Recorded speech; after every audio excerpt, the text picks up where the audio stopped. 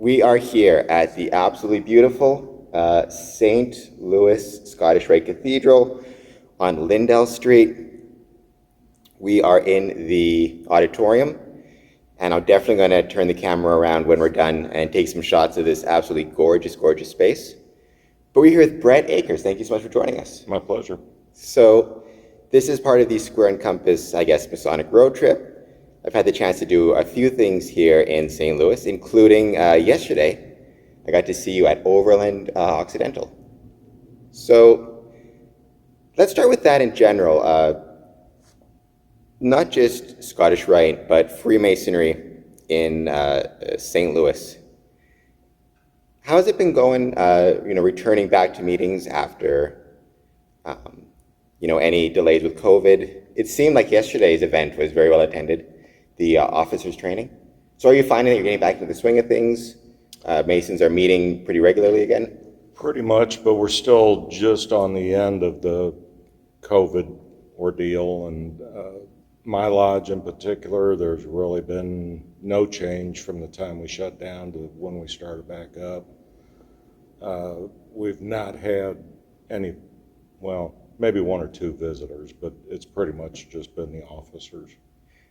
And how have you found getting back into the swing of ritual work? I mean, it's funny, yesterday's was all about ritual work and opening and closings. My biggest concern, and I've mentioned this in a few of my emails to my brethren, is making sure to keep up practicing, because we're all going to be rusty returning. Just have you found people are getting back into the swing of things pretty easily, or? Yeah, you could definitely tell the first couple of meetings they hadn't studied in the year that they were off, but they picked it right back up and were ready to go. Now, what you saw yesterday was new officer training. So those guys probably have never done those parts before, and they were all pretty bad. But that's why we have the training. So Nothing's wrong with being bad in training, No, right? not at all. That's when you're supposed to be bad. Now moving on to this amazing building in particular, can you tell us a bit about, where we're meeting, the history of the building, and also your position here? My position is the executive secretary, so it's pretty much my job on the day-to-day operations of the building, and really to make sure it doesn't fall down around us, and whatever all that entails. We have very few employees. We just don't have the financial means to have enough employees to really keep up a $200,000 square foot building, but we do the best we can with what we have. As far as the history of the building, this is actually the fifth house that we've been in St. Louis. I believe Scottish Rite came to St. Louis about 1873. First they met in like a doctor's office and a lawyer's office and a doctor's house and a church, and then early 1900s they decided they needed a bigger facility because they had about 7,800 members, so they decided to build this magnificent building. They started building around, I think they started looking for property around 1918. Fast forward to 1923, 24, this building was dedicated in 1924. So it's been our house for almost 100 years now. And I talked about this offline. The layout of it, and so much of it reminds me of Hamilton and Bay City and other cathedrals. I guess, over the years, have you had a lot of visitors come through, people from, either Masons or Scottish Rite in particular, and what have they said about the building and thought of it? Oh, everybody just loves it. It's one of the largest Masonic buildings in North America. Yeah, we get visitors all the time. Some people, like yourself, call ahead, but a lot of people will just knock on the door and say, hey, I'm visiting from out of town, just wanted to see if you guys were open. We'll stop whatever we're doing and give them a tour. Nobody's ever been turned away for a tour, so we do have a lot of visitors from out of town. And I would love to learn more. I was here a couple days ago for Master Craftsman classes, and they did mention in particular the backdrops, which we can see, and I'll throw a picture up so the people watching can see. But these backdrops are absolutely gorgeous, and they're huge. And I understand there's a really cool bit of history to them. I guess they had to be specially made because they're so big. Well, depends on who you talk to as to what story you get. The story that I know, when the building was being built, right at the end of getting ready to dedicate it, there was actually a barge headed to another town with these backdrops on it. And while these backdrops were on the barge, the order got canceled. And they happened to be docked downtown St. Louis. So they heard that we were building the cathedral here and came by and said, hey, by any chance? And we said, sure. We bought them right there on the spot. That's the story I've gotten, but there may be 5 other stories. So it's a pretty cool story. No telling exactly which one is true, but originally there was about 150, and those are all hand-painted backdrops on canvas. Now, after 100 years, there's been some deterioration of them, and we probably still have in the ballpark of about 100 of them that are still in use, and we use them at our degree work. And tell us a bit about the organ. I understood there was an interesting story about that, particularly when it was originally ordered. The order didn't go through due to a well-known historical dispute, but it's over there now, and yeah, it's a very cool little spot too, the kind of choir's chamber with the organ. It is an absolutely magnificent organ. I've never seen one quite like it in a Masonic building. I don't remember how many pipes there are, but I want to say it's around 3,700. So the pipes are arranged in 3 different sections here in the auditorium. The main set over there behind the organ. There's antiphonals over here in this corner because there used to be an orchestra on that side, so the antiphonals would stay in beat with the orchestra. And then right up above us is the echo chamber, which most of those pipes you don't really hear, you feel. The organ was built specifically for this room, so the sound is just second to none. And it's just a beautiful instrument. It was in disrepair for quite a while, and we had gotten a bid of about $250,000 to get it back up and running, and we simply didn't have that kind of money, so we wound up buying an Allen organ, which was great. But then the St. Louis Theater Organ Society here in St. Louis heard that we had it in here, and they just stopped by one day for a tour. They said, we understand it doesn't work, but we'd still like to see what you have. So they came in, took a look, and the guy that was in charge, he said, you ever think about getting this back up and running? We said, well, we'd love to, but it's just out of our price range. And he said, well, if I had the volunteer help, could you pay for the parts? And it wound up costing us right at $25,000 to get it back up and running, fully functional. Sounded like the first day it was put in here. So thanks to them, we have a operating organ. How, that brings up a really good point, and it's something I've always tried to emphasize with the Square and Compass podcast and the Windsor Masonic Temple. A Masonic temple or a Scottish Rite Cathedral, York Rite, whatever it is, right? They are Masonic homes, first and foremost, but they can also be community homes. They're places where you have dances, and I understand that the U.S. Army was using this building when it was first built, and in the Windsor Masonic Temple, right, you have so many people have had weddings, dances, proms, vaccination clinics, right, which is on everybody's mind now. The polio vaccine was administered at the Windsor Masonic Temple, and you're bringing up the St. Louis organ right? I guess just, I'm sure that this is a very important building, and it should be for any, Scottish Rite Masons in St. Louis, but this also seems like just an important building for St. Louis itself, for the community.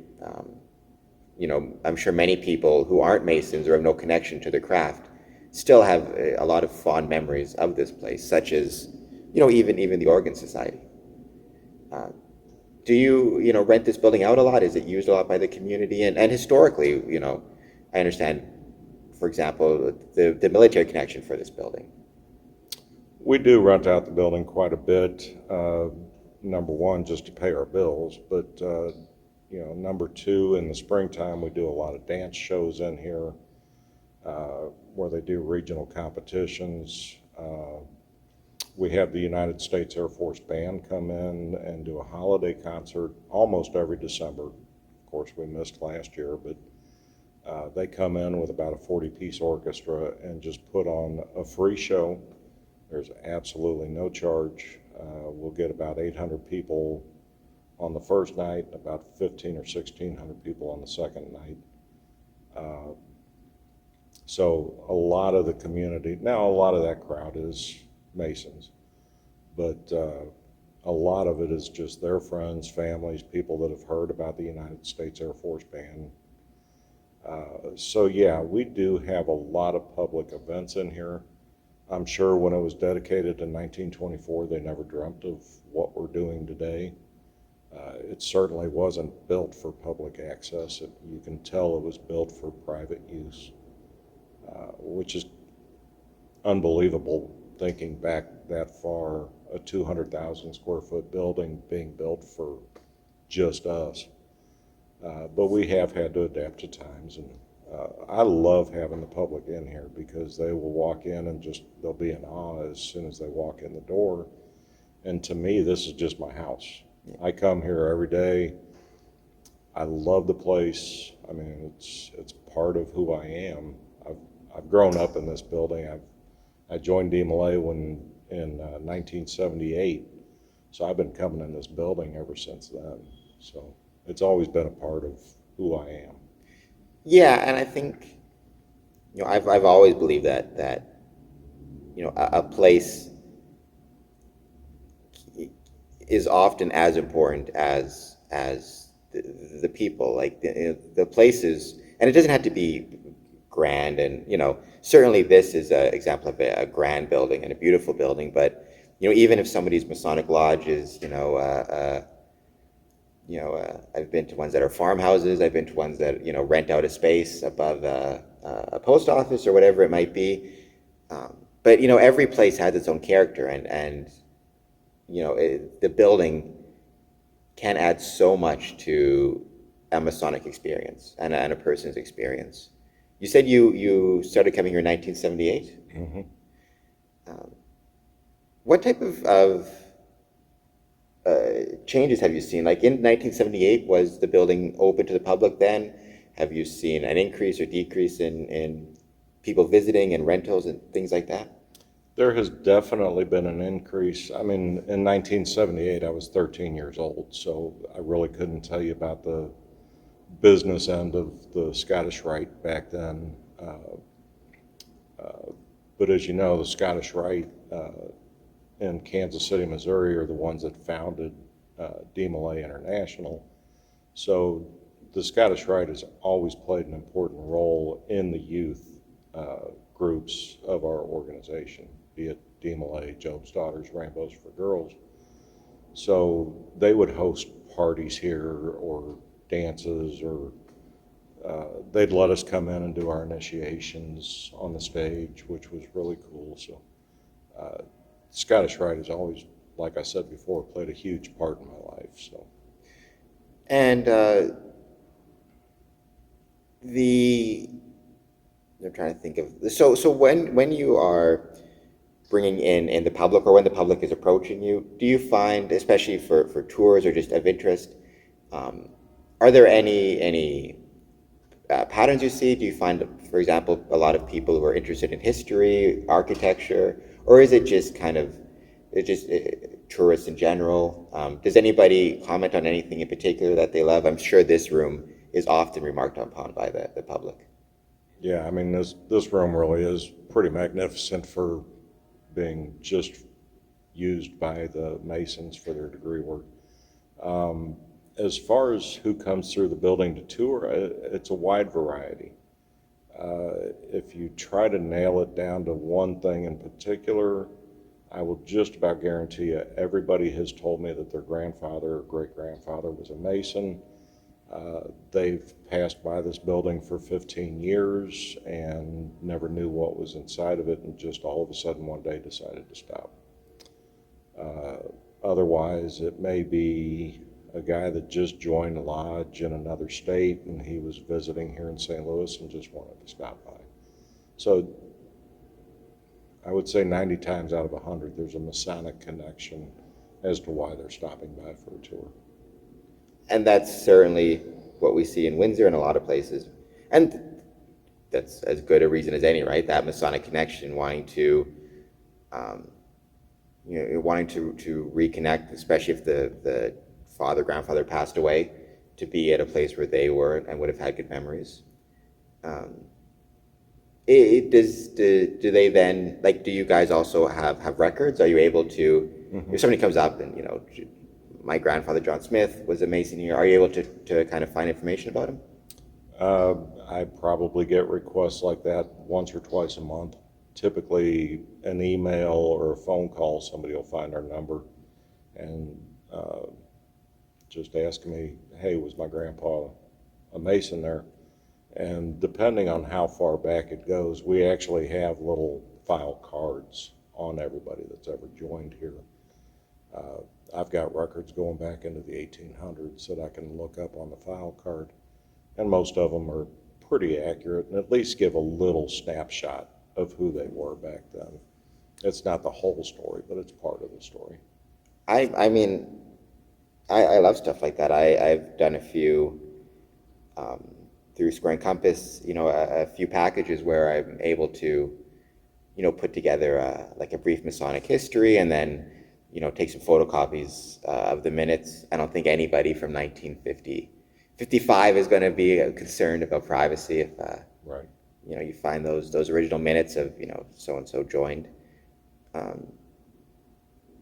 Now, going back to Freemasonry, more in general,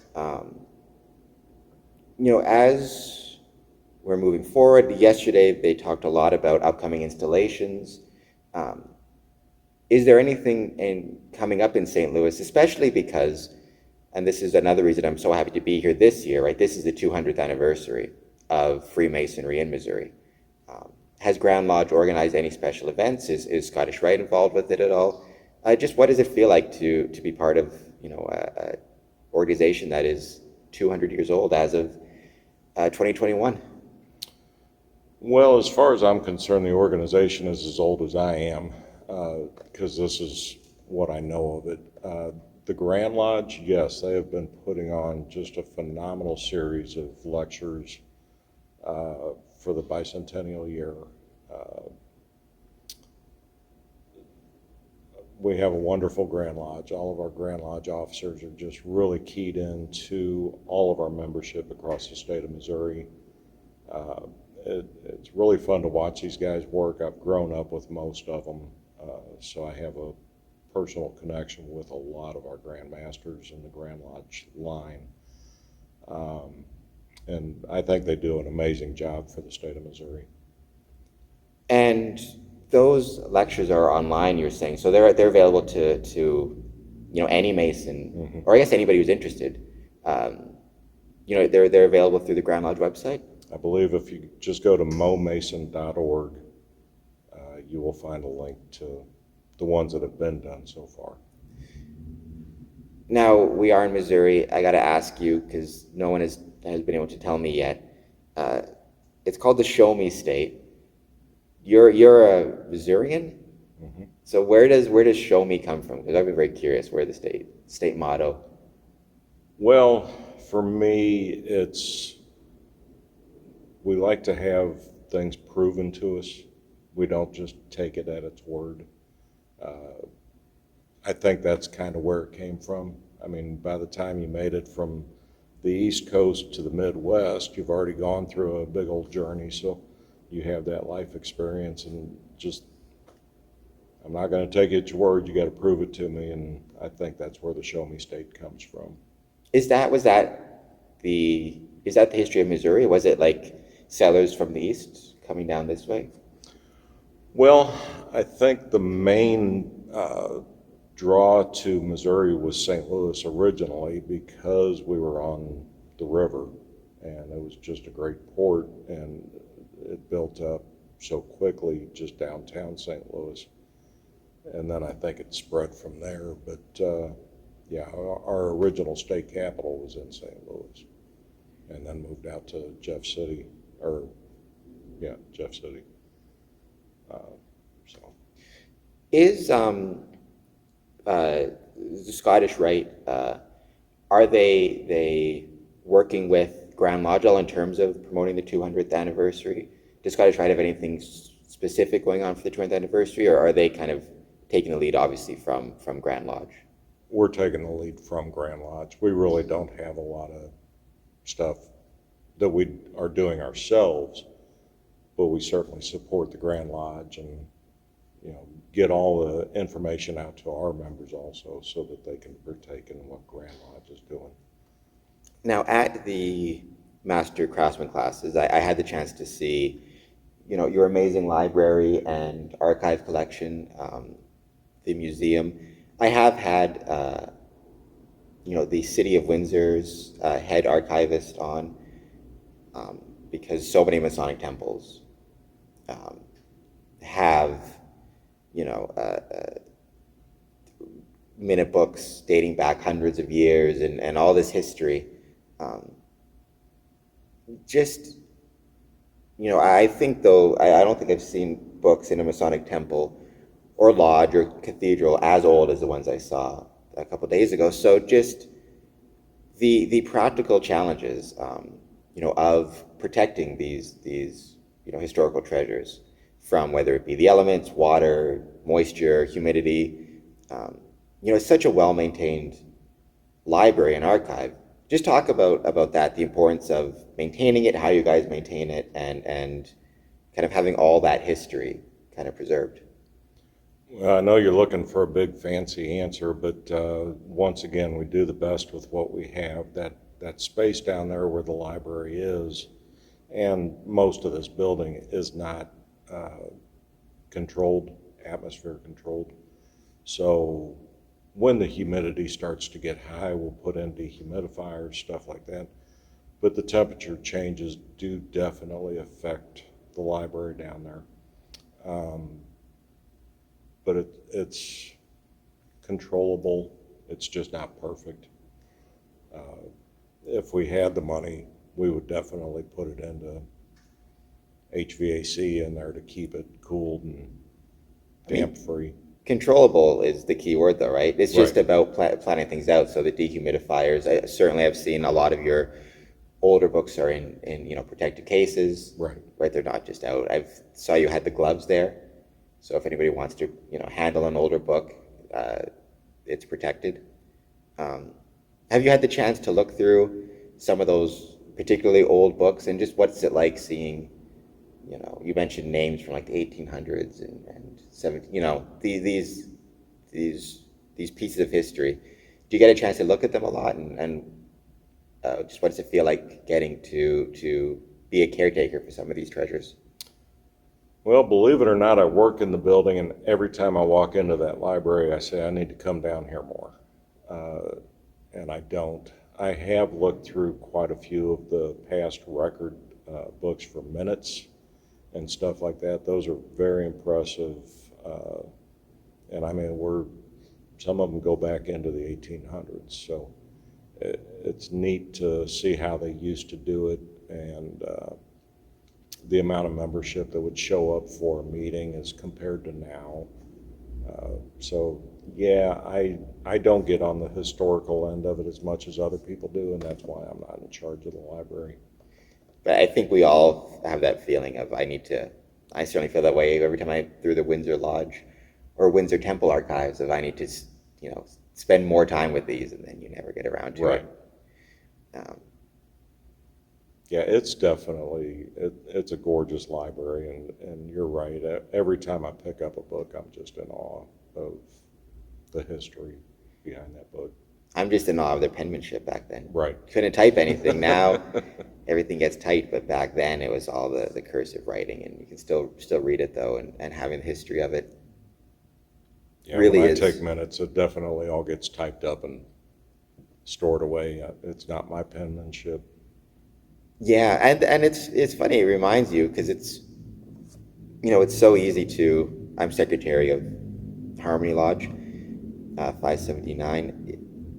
It's funny how seeing those minutes from 200 years ago, it reminds you of your minutes and that they're still going to be around in 200 Right. years, right? It's easy to think I'll write my minutes out this meeting, they'll be read out next meeting, and then they'll never be seen again.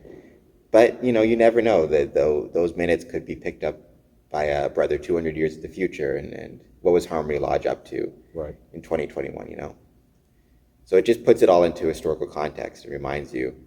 And, it's funny even thinking 200 years back, those secretaries taking those minutes, what would they think if they knew that Cameron Adamson was, or, looking at their minutes with the light of a smartphone and whatever it is.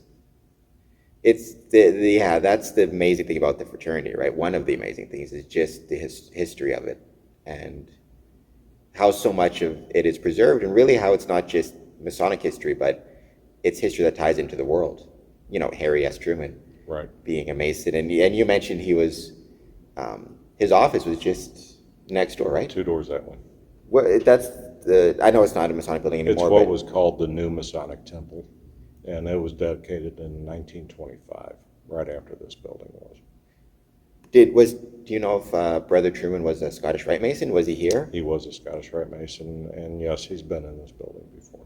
Do you have records of him in the like your minute books and stuff? I'm guessing he was signing in. That I don't, I'm sure, but I really don't know. I mean, Harry Truman was just a man's man. He was of the people.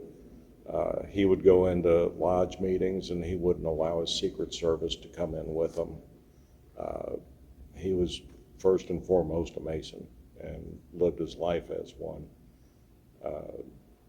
Tell you a quick story, just right around the corner down on Kings Highway is an absolutely beautiful lodge building called Tuscan.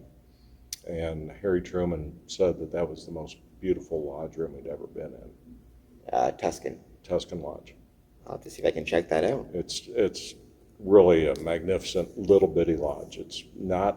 It's good size, but it's just a really cool lodge. So then Truman, he was from Missouri? Oh yeah. Yeah, he lived in Independence, Missouri. I actually saw him when I was a little kid. Cool. I lived out in the Kansas City area, and I used to see Truman out walking his dog. Well, I've heard he was the most active Masonic president in terms of, both during his presidency and after. He was, attending lodge meetings far more frequently than, say, FDR or George Washington. Or Right. do you think that is that related, do you think, to Missouri in particular? Like, especially in the 40s, was Freemasonry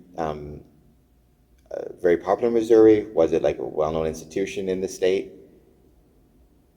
That would call for speculation because I was born in the 60s, but I would say back then Freemason was probably prevalent everywhere because you didn't have social media and television and all these other things to occupy your time.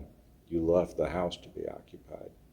So I think anywhere you went back in the 40s, 50s, 60s, I think Freemasonry was probably the place to go.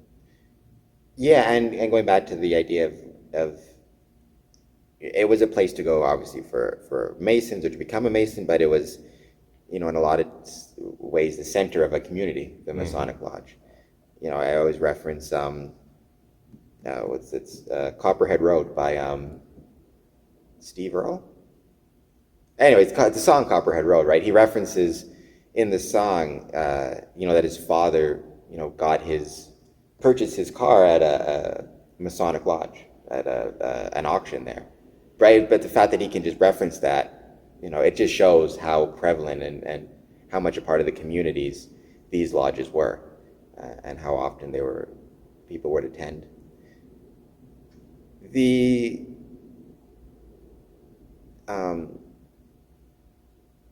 In terms of moving forward for Scottish Rite and this building, I do want to mention, and if you want to talk about it at all, the really amazing cinematic reunions that you guys held. Directed right by Johnny Royal, by brother Johnny Royal, and I was really impressed with the reunions because they were done. It's during COVID, everything is shut down, they're not able to have any meetings, but still to be able to put on a virtual event of that quality and of that caliber, and let people still not only take part in Freemasonry, but Scottish Rite in particular. Can you talk a bit about that cinematic reunion, how it came about, the organization that went into it, and the response from Masons who attended? Well, just to square one, it was my boss's, our Sovereign Grand Inspector General's vision of doing this virtual reunion. He's the one that got permission from our Grand Lodge and from his boss, the Sovereign Grand Commander, to even do this. So realizing that everything is communicated, but there was artwork behind it. I mean, the presentation was phenomenal. I did have my hesitation at the beginning because we're putting something out on the internet,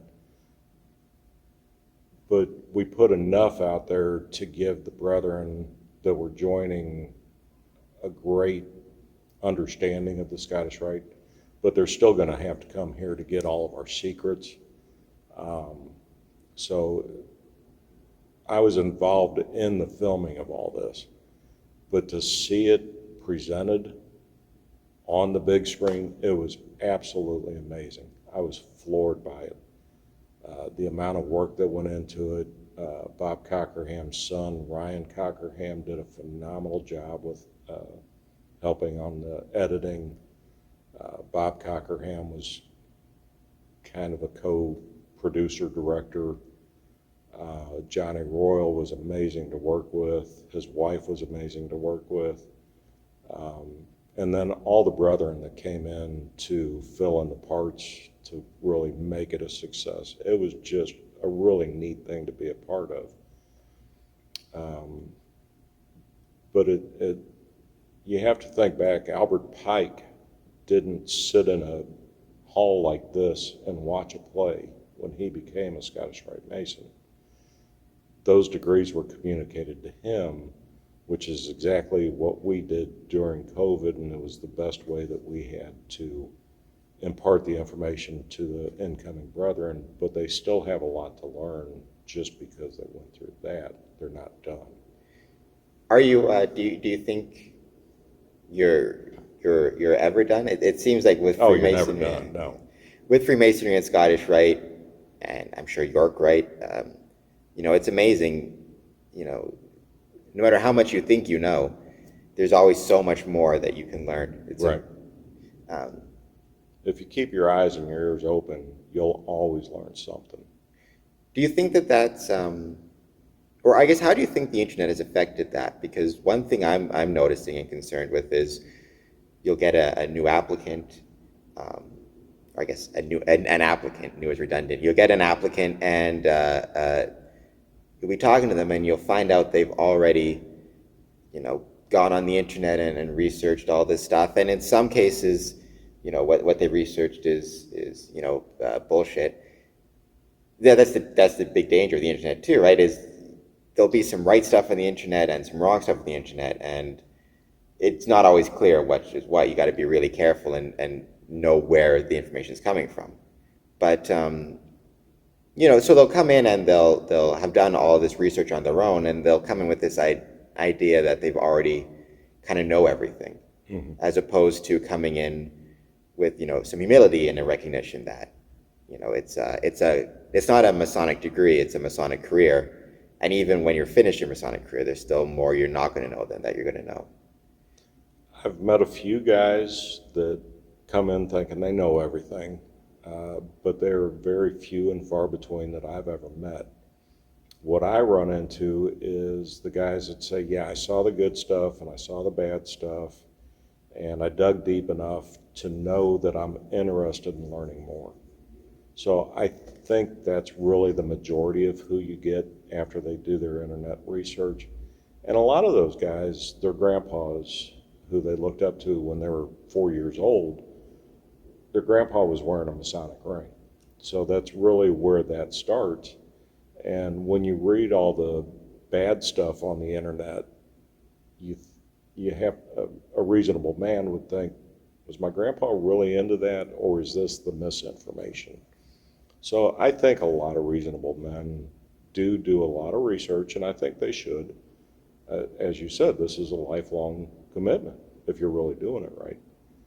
So you should put some time and effort into it, and at least know enough to know that you don't know anything, but you know the questions to ask once you get there, and you're entitled to ask those questions.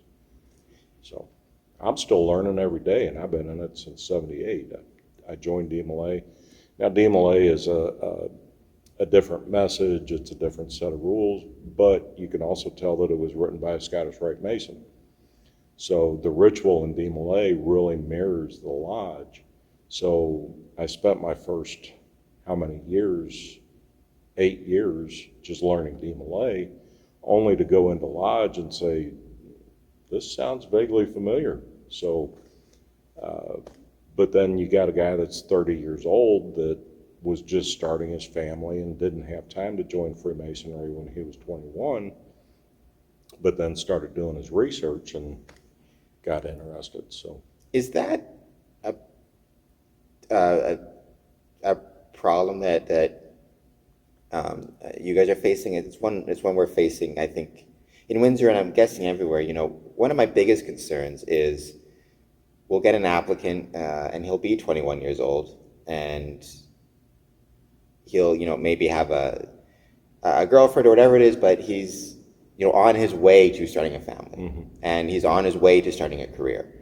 And I always hesitate about whether or not it's the right time for them to join, or whether we should accept them, not necessarily because they may be perfectly good men and reasonable, but the last thing you want is somebody to join and then be unable to attend for 10, 20 years, in some cases. And then it's like, yes, the lodge gets the dues, I suppose, but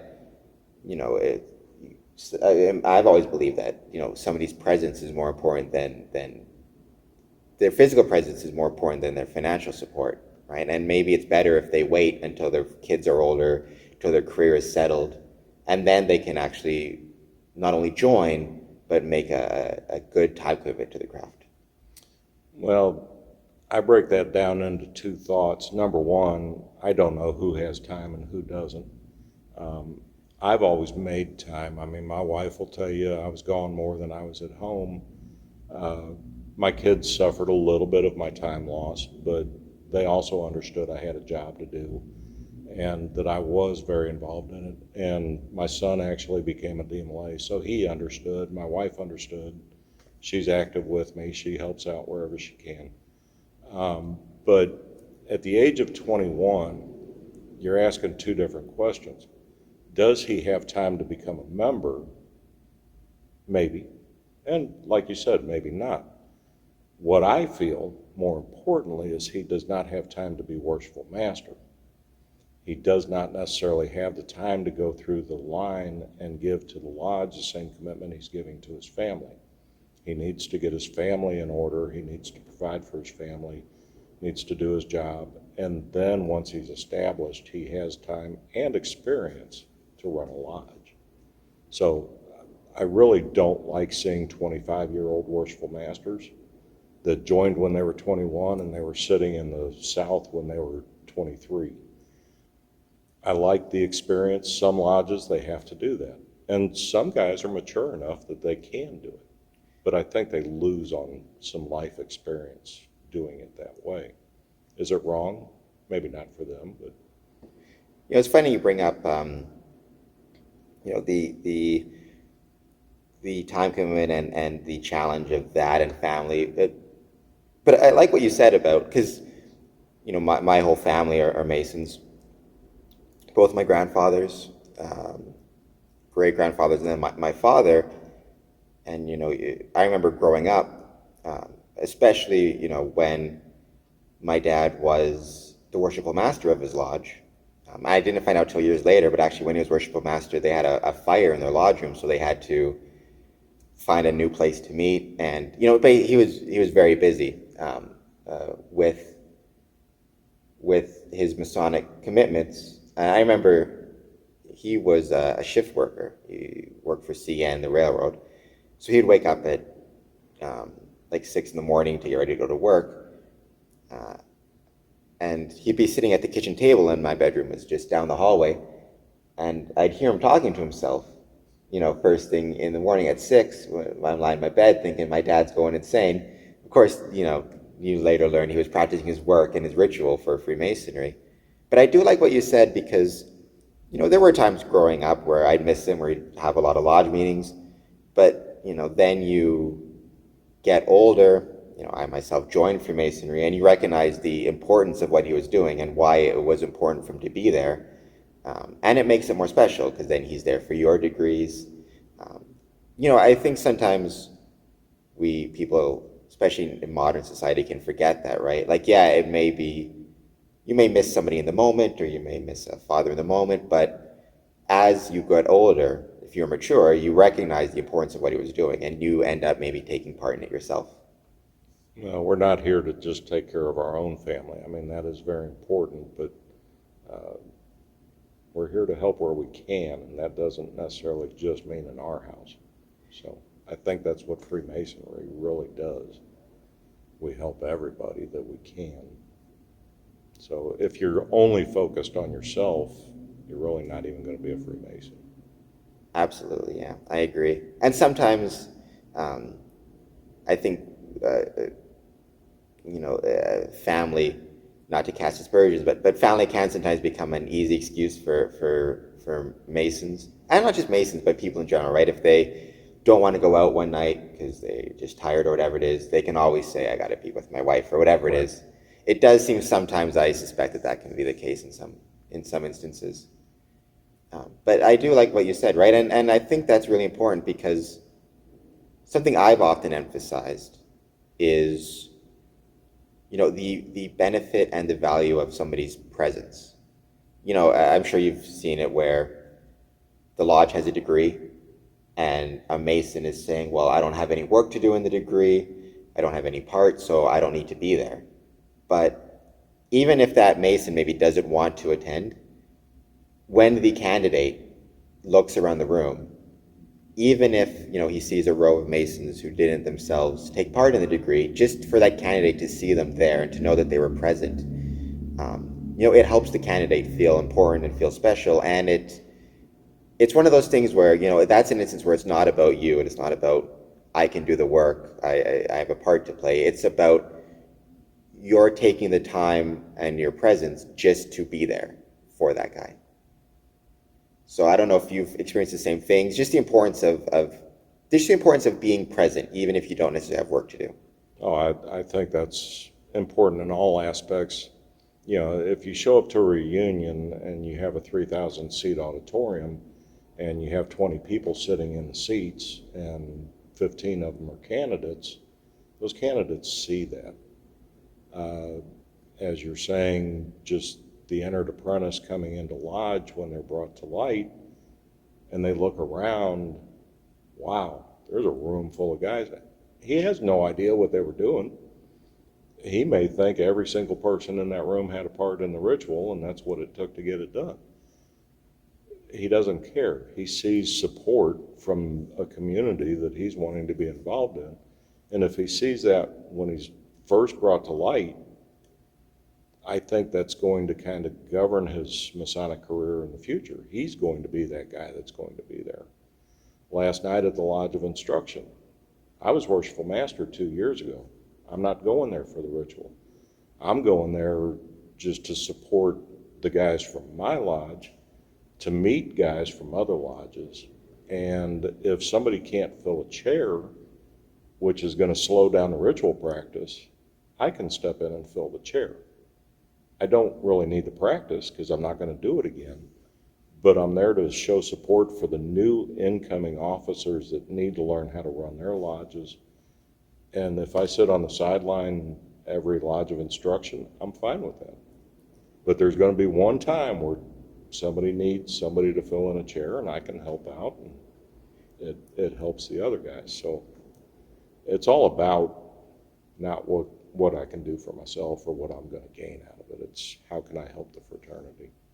Absolutely. And that's why I always, one thing I always suggest to a candidate, when they're done with their degree, I'm sure it's the same in most jurisdictions, in Ontario, the candidate is given a chance to speak on each of his degrees and say his thank yous or say whatever he wants to say.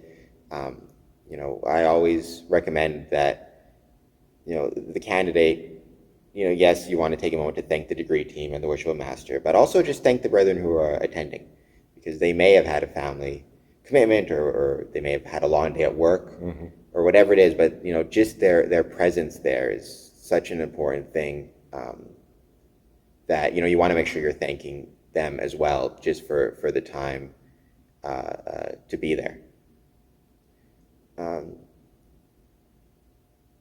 Have you in St. Louis Masonic lodges, do you find a lot of combinations between business meetings and degrees? Like, do you have the same members coming for both? I notice sometimes in Ontario we tend to have fairly good turnouts for degrees, but not as good turnouts for business meetings. You'll probably find that here. The one thing that I really like about Missouri, and I'm sure it's the same in other states, let's just say my lodge is going to do a third degree on Monday, and we put out an email. You would be surprised at the number of visiting brethren that will come in to help out. Nice. And that's one thing I've always liked about Missouri. You know who's going to come in. And, one lodge may not be able to do the whole thing, but when you put the call out, it's going to get done. It's going to get done right. And it's very impressive to watch. And that just goes to show the value of traveling, right? Right. We sometimes think of traveling as, like what I'm doing now, right? Windsor, Ontario to St. Louis, to Nashville, to wherever. But, so the Windsor Masonic Temple, we have 7 lodges that meet there, different nights of the week. If your mother lodge is Windsor, but you decide to also visit Harmony, which meets on a Thursday, like that's traveling, right? It doesn't always have to meet a separate building. It's just a separate lodge. And right. Like you said, the value of traveling, it's important for the Mason, but it's also important for the lodge which he's visiting. Do you find you have a good amount of visitation between lodges? Oh, yeah. Yeah, like last night walking into Lodge of Instruction, which is open to our district, it's really funny to walk in and go, I've seen that guy before. And then you just strike up a conversation and you realize, you introduce yourselves and you know what lodge each other's from, and it just expands. So if you're joining Freemasonry and you're just sticking to your lodge, you're going to get that experience, but I don't think it's as full as your experience is if you travel. Now, this is, I've not brought this up before on this podcast, so congratulations, you're the first. But I feel honored. This is an idea, and it's something I've implemented in my mother lodge when I was Worshipful Master. But I thought of it because of our conversation about records and archives. And I don't know, I'm just curious, maybe if there's no such thing as a new idea in Freemasonry, so I'm guessing someone else has thought of this before, but it's something I did, and we've still got them, and I'll bring this up because maybe somebody watching this, or you or Missouri, can try to implement something similar. I'm sure that in Missouri you guys have your pins, your 25-year pin, right? Does it go here 25, 50, 60? I'm not sure what the increments are, but that's probably about right. It seems to me like I received a 30-year pin not too long ago, so I think we may have every, like 10 years or something. So. Okay. So in Ontario, our big one is 20, well, our big one would be like 50 or 60, but 25 is the first milestone that's recognized with a pin. And what I did as worshipful master is I had all of the applicants, or all of the candidates, when they received their first degree, after they were done, I would instruct them that they each had to write a letter addressed to themselves.